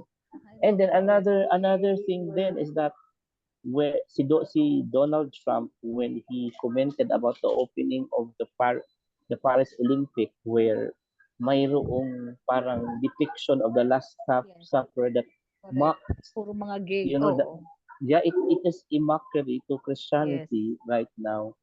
Oh, maraming mga bagay na ginagawa talaga ang diablo, no, just to make us to make our flesh and spirit defiled. But we Oo. need Di ba to yung ano nga, cleanse. Pastor, ibatin Yeah. ko lang, sa Olympics din, they have a pale horse, okay, na nilagay doon, na kinote din nila sa Revelation, tapos meron silang, yung bull, yun, yung may horns, yun din, inano din nila. Sabi nga nila, we are already, going onto that area na talagang inaano na tayo. What you call this? Yung ando na yung mockery sa Panginoon, ando na yung mga signs here and there. Well, So what even Donald Trump himself commented that it was a disgrace. I believe so na although yung bibig ni Donald Trump parang hindi mapipigilan, but he is a believer. yes, he is. Yeah, he is. So If you remember, Pastor, merong siya, yung isang bishop na yung sinaksak na hindi tinamaan. Okay, he was also pronouncing. Maski si Steve Walker yung announcer ng nagkamali doon kay Pia Wurtzbach. They are really adamant on Trump kasi they know that his beliefs or his paniniwala niya sa Panginoon. Bakit? It's Ano ba sinabi ni undeniable. Donald Trump, Pastor? disgrace. Disgrace yung The opening opening. ng The opening. Kasi if you see, Tito Ivik, yung The Last Supper, they copied it, pero puro mga bakla ang nandoon. Oo nga, They copied it. Pero mali ba si Donald Trump sa pagsasabi, no? Hindi, Tama tama yun. nga siya. It's a Okay. disgrace. Mockery of The Mockery Last yun. Supper. Oo. Kasi Ah. ang next yata na Olympics sa US. So aayusin nila, gagawin nilang tama. Okay. Now another practical question here. What does it look like to consecrate ourselves? Mr. Fe, anong advice binigay sa atin? Consecrating yourself means to give priority to spiritual things over physical things. It will require intentionally avoiding things that may hinder you from connecting with God or take away from your time with Him. That does not mean we only have to separate ourselves from what is evil. Okay, next please. Number 2 na tayo. Okay. The second aspect of King Hezekiah's reign is yung restoration of unfaithfulness. Kanina, cleansing of unfaithfulness is only one part of renewal. Kailangan daw may restoration of faithfulness, which is the key to perpetuate the holiness, the practice. Kasi parang meron tayong sinasabi dati, di ba, na parang minsan meron tayong tinatawag na ningas hugon pagdating sa ating seal na hindi na-maintain. Na parang kagaya na lang nito na may mga kapatiran na minsan mau-offend ka na na i-invite mo ng prayer meeting, sasabihin pa ng ipag-pray ko muna.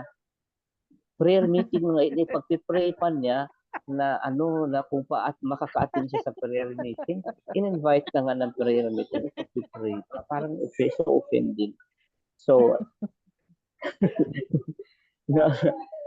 pagdating pa man din talaga sa prayer meeting, ang daming hadlang na ang daming katamaran pagdating sa prayer meeting kasi ayaw ng diablo na mag-pray ang congregation. So ito yung bagay na pagdating Sabi nga ni Pastor, di ba? Gusto pumunta sa langit, hindi makapunta sa prayer meeting.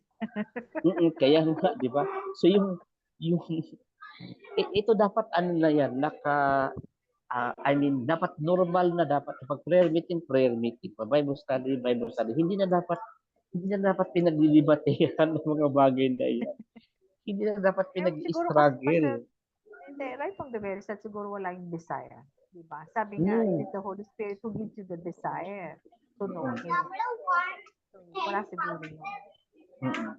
So another thing is yung sacrifice kasi na sinasabi doon na regular mong isusunugin doon, di ba? Naalala po natin during the establishment of the temple na mayroong tinatawag na atonement na day and night, let incense rise in the temple. Yes. That speaks about faithfulness kasi. And that kind of restoration of faithfulness was not practiced during the previous reign kasi nga idolatry ang kanilang pinapractice. And in our time, we already have the Lamb, Jesus Christ, who takes away the sin of the world. So our restoration is a response to His sacrifice. Kaya there is no reason right now to become unfaithful kasi in the very first place, si Jesus has been very faithful unto us even if we are not faithful. Kaya nga, yung kantang Great is Thy Faithfulness, hindi naluluma. It always echo in us and reminds us the faithfulness of God. And when we sing that, it also reminds us of His faithfulness. At dapat mag-reply din tayo sa kanya with faithfulness. Press please. Okay. Now you have now consecrated yourself to the Lord. Come near, bring sacrifice and thank offerings to the house of the Lord. Yun yung pinopromulgate ni King Hezekiah na dapat regular na yon. So the whole assembly and the singers sang and the trumpeters sounded. They sang praises with gladness. They bowed down and worship. All who were of a willing heart brought burnt offerings. So all of these actions na they are doing it inside the temple. Hindi sila allergic na pumunta sa templo. Hindi sila parang napipilitan na pumunta sa templo kasi nga mayroong sinabi na willing heart nakapasok po sa templo. They are singing praises with gladness and they bow down and worship. Are indicators na ang faithfulness was restored. And it would require like a radical example by a king himself to become a good example for the constituents to follow. So, ito yung nakikita natin. Press please. Now, we have questions. Again, we have to go back to the questions na ating pong dapat nasasagutin in application to us. Sir Joe, ano yung dalawang questions? What does it look like when faithfulness is restored? Second question, how do we respond to God's renewing work in our lives? Do we have joy and gladness? Okay, ano lang, just to wrap up, ano kaya itsura niyan? Ano kaya ang picture diyan kapag example na lang sa church attendance, ang mga tao ay nagiging faithful to come every Sunday. Happy yun, happy moment na makikita-kita kayo. And yung makikita natin na yung unity, na restore yung unity kasi pag alam natin na kapag tayo lang parang mabigat sa pakiramdam na hindi nagkakaisa, parang sugatan lahat na may tampo dahil hindi nakarating. Okay. But let us also take the advice from reliable sources. Ano bang sinasabi nila? What does it look like when faithfulness is restored? Sige nga, Sister Fe, anong sinasabi siya? When we're faithful to God, it means that we trust that He will care for us. We follow where He leads and we love Him in return. Being faithful also means that there will be some evidence of our faith in God. A faithful Christian will often produce fruit. I think I would agree with that. no? Na kapag may faithfulness, all of these things will happen and all of these things will be manifested in each and everyone's life. Sige nga po, ang next question, anong advice kayo sa atin? Okay. Sabi dyan, how do we respond to God's renewing work in our lives? Sabi dyan, kailangan talaga yung deeper understanding of the desire, God's desire to use you for an incredible purpose. Na hindi lang naman kasi nirenew ka ni Lord. Parang trabaho yan eh. Yung company nirenew ka not just because of a favor, but my purpose for you to be productive in return. So I believe so there is like a wisdom behind why we are being renewed by God. Why we are changed, why we are being transformed. So we really have to meditate on that very purpose of God. Now, just to give you a highlight of what the church is going on this time around, we participated in the event or in the program called Global Vision School, and I'd like you to also pray for our two brethren who would be leaving UEE for missions this coming August 9. They completed the course for mission.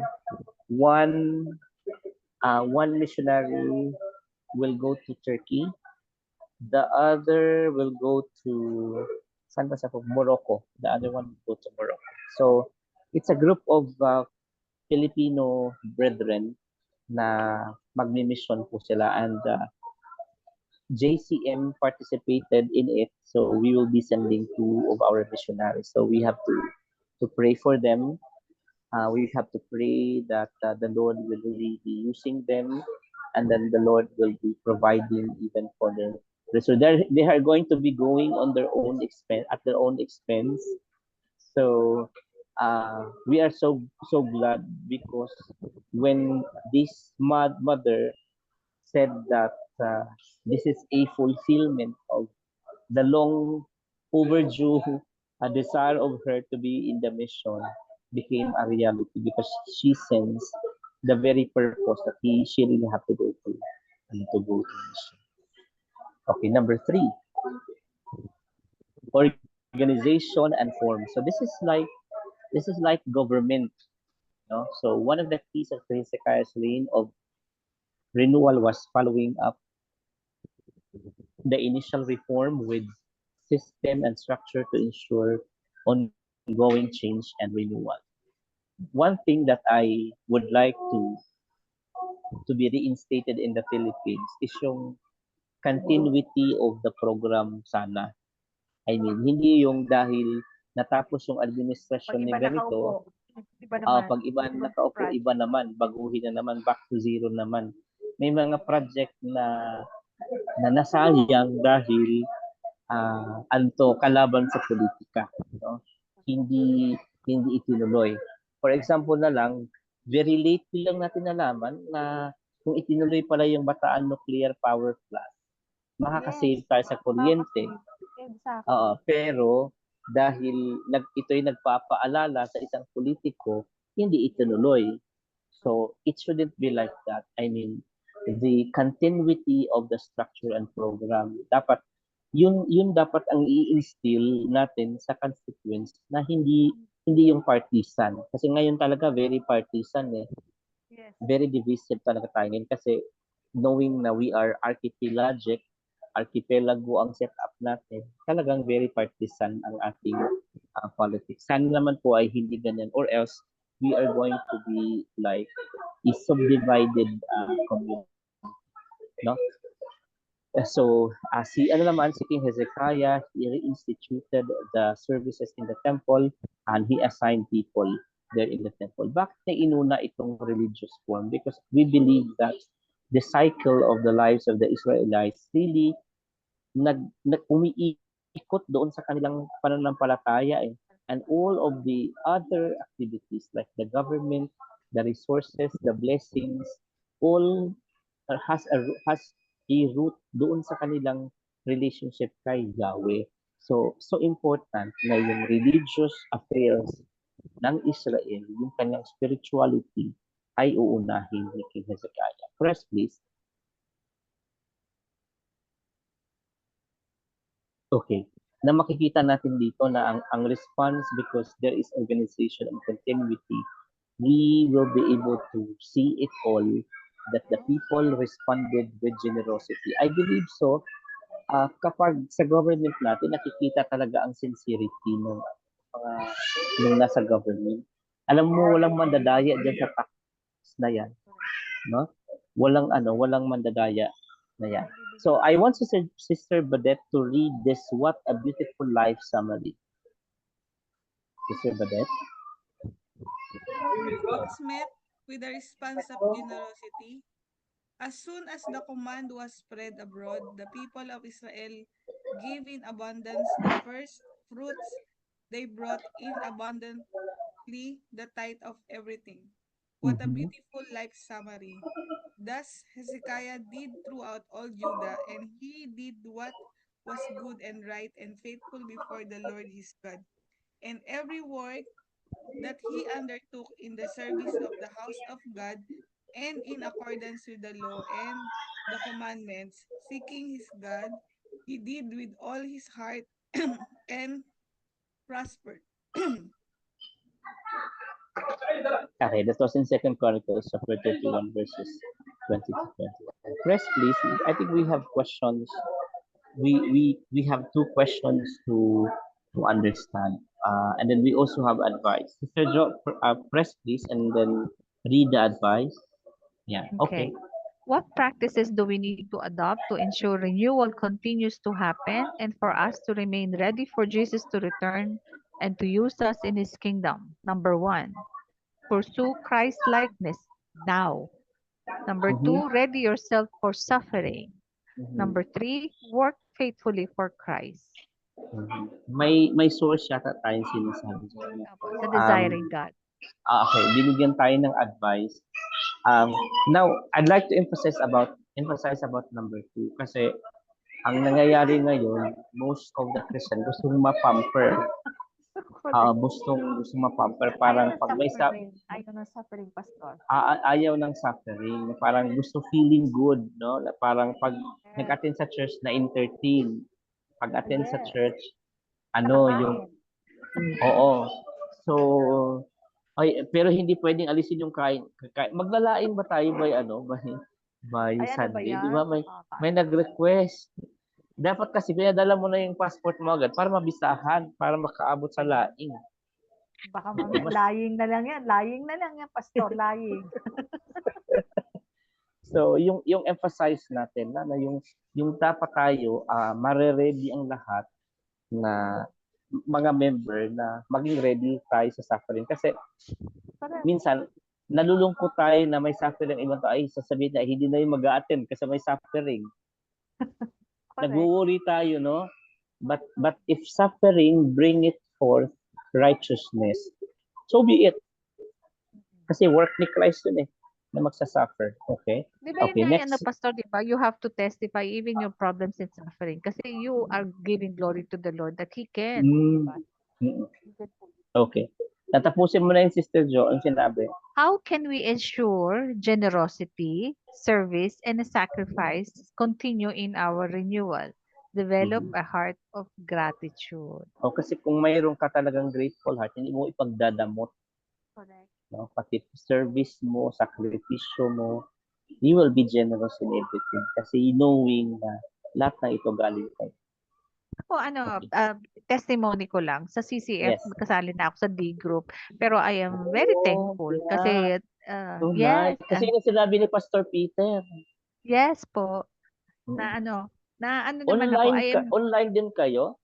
Hindi po, personal. Face to After face. the service, meron kaming face to face. Tapos na rin kami ng GLC.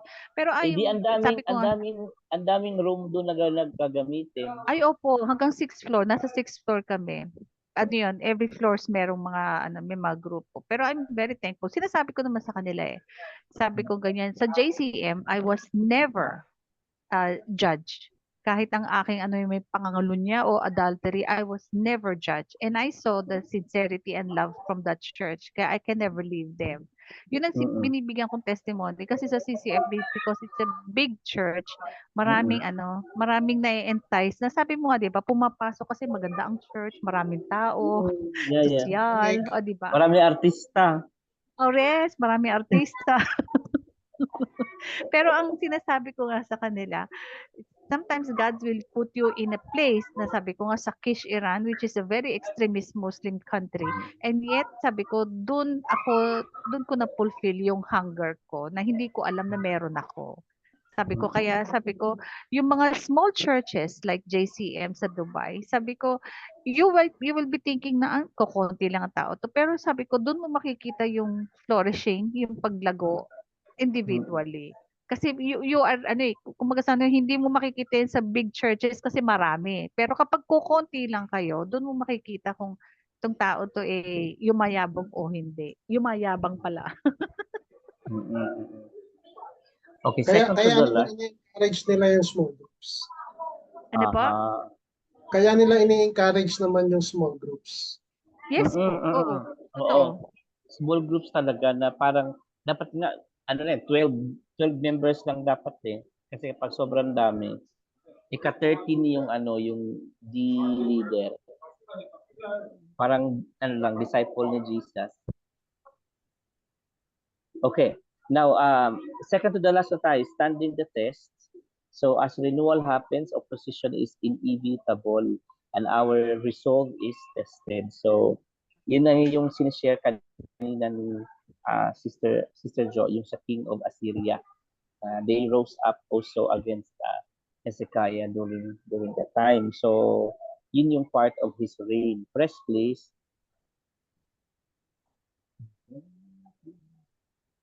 So sabi niya dito, Israel, the northern kingdom, was conquered already. So King Hezekiah also was afraid. Yet the response of Hezekiah, he prayed because of this and cried to heaven. Ano ang nangyari? Press please.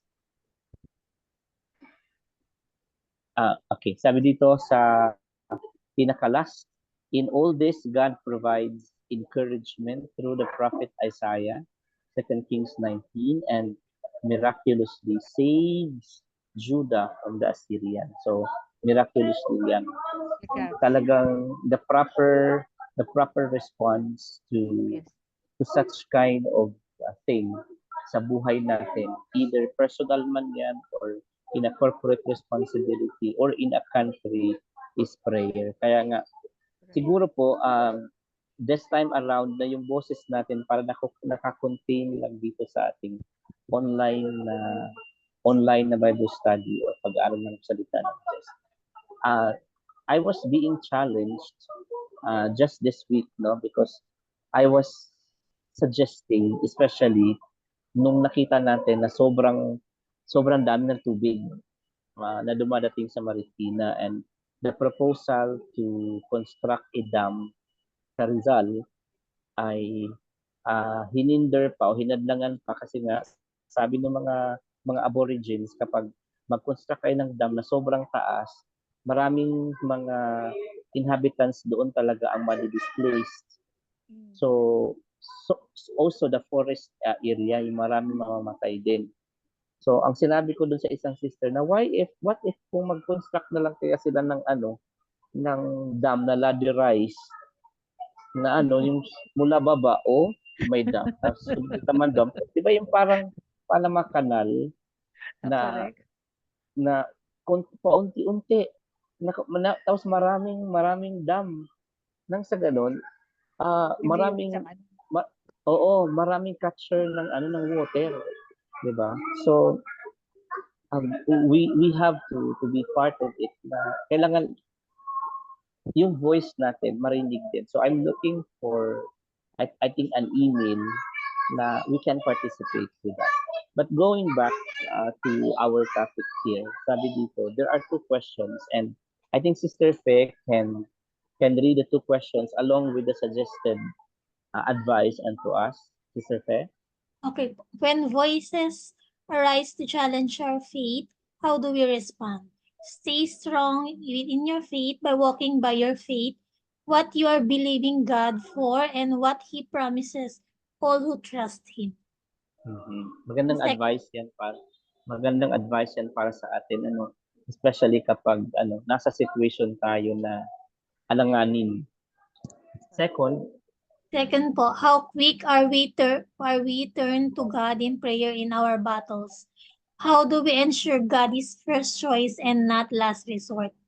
As quickly as possible, knowing that God is our refuge, and by developing a functional prayer life in any season, we are certain that God became our first choice. Hindi lang yung wag ang last choice sa mga non-Christian yan dapat laging si Lord ang first choice natin. Okay, this is the last. Okay. Ito naman yung parang side talaga yung meron talagang part na nagpo-fall, Nadudulas talaga. nadudulas. Sabi dito na after all this renewal, Hezekiah has been exalted in the sight of all the nations. Kaya nga binibigyan siya ng tribute and has been faithful to God, yet he slipped up, for his heart was proud, naging po siya, naging proud po siya. Press please. Okay, sabi dito, he was convicted with sin, but one thing that is good in him, he humbled himself for the pride of his heart, both he and the inhabitants of Jerusalem, so that the wrath of the Lord did not come upon them. Kasi nga, similar with the illustration there in the people of Nineveh, na talagang may judgment na may pronouncement na, but they repented. Si Jonah naman ang parang si Samuel naman. Si Jonah parang ayaw ayaw mag-repent yung mga candidates. Okay. Press please. We have two questions here. Si Brother Ivy. Questions. How do we avoid the creeping sin of pride? Mabigat. What is the difference between pride and confidence? I think itong advice ito parang na sinagot lang yung ikalawang question. Yung una yata wala. Okay. Ito yung Yes. Sige lang. Siguro yung how do we avoid the creeping sin of pride? We should give your personal answer to that. Kasi ang advice yata na ibinigay sa atin ay answer to the second question. Correct. Creeping. Creeping. Oo. Talagang hindi mo alam gumagapang. Personal pride grows out of arrogance and confidence grows out of trusting God. Kaya yung maganda yung verse natin, trust in the Lord, diba? Don't trust on your own understanding. Kasi tiwala ka sa sarili mo, sabihin natin naging successful man yung yung plano mo o nangyari sa'yo. It comes to pride. Diba? Ang susunod nun, parang pride na, dahil sa akin, nangyari to, dahil sa ginawa ko, diba? Kaya nga, hindi rin maganda. Although may mga pagkakataon na marami actually, hindi lang may pagkakataon. The likes of Bezos, yung mga billionaires, si Tesla owner, sino ba yan? Diba? Mga wala hindi naman nila ina-acknowledge ang Panginoon. Siguro. Well, I'm not sure though. Of course, baka naman hindi na yung glory sa Panginoon, hindi naman natin. Pero kung titignan mo, talagang pagka yung nangyari na ikaw nagsaksig ka, ang nangyayari pride. Pagka nagtiwala ka sa sarili mo. So, kaya nga do not lean on your own understanding. Kaya yun ang text. And so, it grows out of arrogance. So, second next question. How do we stay humble? What does it look like to stay dependent on God? Sabi dito, therefore, being humble means that we acknowledge that we are wholly dependent on God and that without Him, we wouldn't be who we are, and we wouldn't have what we have or lead the life we live. Practicing humility shows that we put ourselves in a position that points all glory and all things back to God. As Jesus says, apart from me, you can do nothing. Yeah, Sinabi ng true. Panginoon, Mm. kanyang Sermon on the Mount. So talaga naman, totoo naman to. Kaya lang, siyempre, kung hindi ka Kristiyano, hindi mo nakikita yon. Pero if you are really a Christian and you put your trust in Him, makikita mo anuman ang achievement na meron ka, ibibigay mo sa Panginoon ng glory, hindi sa iyo. Yes. Kasi alam mo na talagang inalaw niya eh. So yung pagiging humbleness, kumbaga papasok na yon dahil nga sa binigay mo yung pagtitiwala mo sa Panginoon. Hmm. No? Yes po. Amen. So that wraps up our lesson tonight. It ended really 2 hours. So let's close in prayer. Okay, let us pray. Father, we thank you. Father, we bless you. Salamat po, Panginoon. Unang-una sa buhay ni Hezekiah, Panginoon. Salamat, Lord. Tulungan mo rin kami. Panginoon, Lord,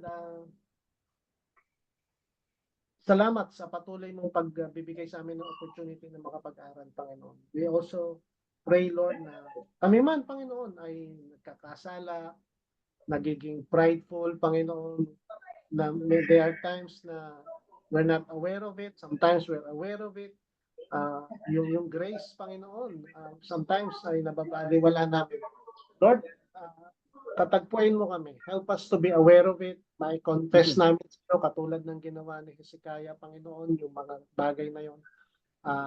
Gagawa namin kung nagkakaroon kami ng pride, sa buhay namin, humihingi kami ng tawad sa iyo. At tulungan mo kami, Panginoon, na patuloy na mamuhay ng naayon, magtiwala sa iyo, Panginoon. Patuloy namin ipagtiwala ang buhay namin, ang buhay ng aming ministry sa simbahan, Panginoon, sa JCM, Lord, ganun din sa mga pamilya namin, Panginoon, Lord, sa trabaho namin, sa lahat ng areas ng buhay namin, Panginoon, ay ipagkatiwala namin sa iyo, Panginoon, dahil sabi nga, lahat ng meron kami ay mula sa iyo, na-acknowledge namin ito, mula sa iyo, binabalik namin ng glory, Panginoon, sa iyo, dahil ito'y kalooban mo, by your grace that we have all of this, Panginoon, at salamat, higit sa lahat sa salvation na meron kami. Unang-una, yun ang pinagkaloob mo sa amin. Blessing na lang yung mga material na bagay na ito, yung mga relationships namin sa aming kapwa, Panginoon. Lord, thank you for all of these things. Patuloy mo kaming gabayan, turuan. Patuloy mong, Lord, ang banal na Espiritu ay kumilos sa amin, Panginoon. Lord, sabi mo, pinagkakaloob mo sa amin ang banal na Espiritu as a helper na siyang magpapaalala, magpo-convict, nagtuturo, magbibigay ng pag-asa, magtutuwid sa amin, Panginoon, Lord. So, we ask that you continue to give us this power, Panginoon. Without the power of the Holy Spirit, Panginoon, wala kami kakayahan, wala kami kapangyarihan, wala kami magagawa. Kailangan namin ng banal na Espiritu na patuloy na mabago kami from inside out, Panginoon. Maraming salamat po sa buhay ng bawat isa. Lord, sa aming pinataas namin, napag-uusapan namin ang aming bansa. Tulungan mo po, Panginoon, especially sa nangyaring pagbaha, pagbagyo. We continue to pray for our country. Lord, bigyan mo kami ng mga leaders na may takot sa iyo, may pagsunod sa iyo. Bigyan mo kami ng mga leaders na maglilingkod sa kapwa, hindi para pang sarili, Panginoon. Tulungan mo kami sa Pogo, tulungan mo kami sa China, Panginoon. Lord, intercede para sa China, Panginoon. Lord, tulungan mo sa pagpapatuloy ginagawa nila. Tulungan mo, Panginoon, sa kahirapan. Panginoon, tulungan at patuloy na maintindihan ng bawat Pilipino. Ikaw ang pag-asa. Na ikaw, Panginoon, nasa iyo yung hope, nasa iyo yung para hindi sa politiko, hindi sa sistema. Kasi iyo, Panginoon, ikaw, Panginoon, magtiwala. Salamat, Lord. We continue to bless Israel, Panginoon, na tulungan mo sila sa mga nangyayari sa kanilang. They were under attack on all sides, Panginoon. Tulungan mo yung mga leaders sila. Tulungan dapat nilang gawin, Panginoon. Ikaw rin po ang patuloy na magbukas ng puso't isipan ng mga Panginoon. Alam namin, Panginoon, na hindi mo pababayaan. Ever since noon, Panginoon, Lord, linalaw mo, manupil sila, pero muli mo sila binabalik, Panginoon. Ngayon na ulit, gusto silang lipulin ng mga tao. Minsan nakapagigit. Siyempre, you're the greatest ally ng ang Israel, hindi ang Amerika, Panginoon. Ikaw, magliligtas, ikaw, Panginoon, ang kikilos, Panginoon, sa bansa.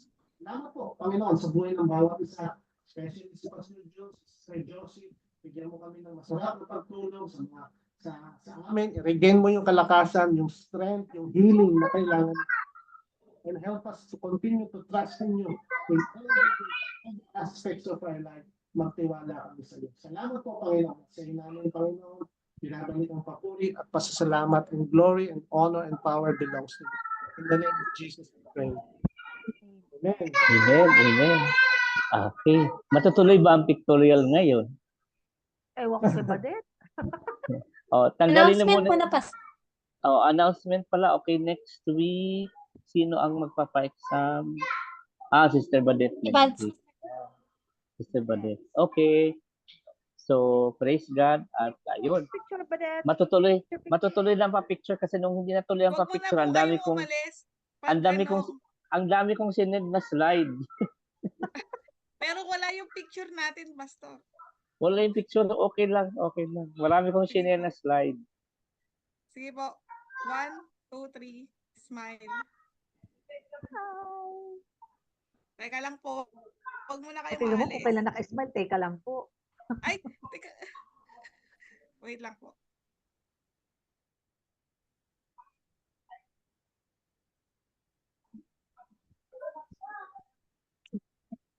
Sister Badet, anong pangalan ng tindahan na malapit sa inyo? Sister Ayan, Fe? Pastor. Hindi yung yung may mga bag mo. Ayan, Alchamila. Alchamila. Shamil. Okay. Sino nag-send? Ako, pero mas maganda yung kay Badet. Okay. Isa pa, Okay na. sige. Isa pa. Okay na po. Okay na? Okay na po. Okay na po. Anong tawag nito? Kailan darating po yung bagyo daw ulit sa atin?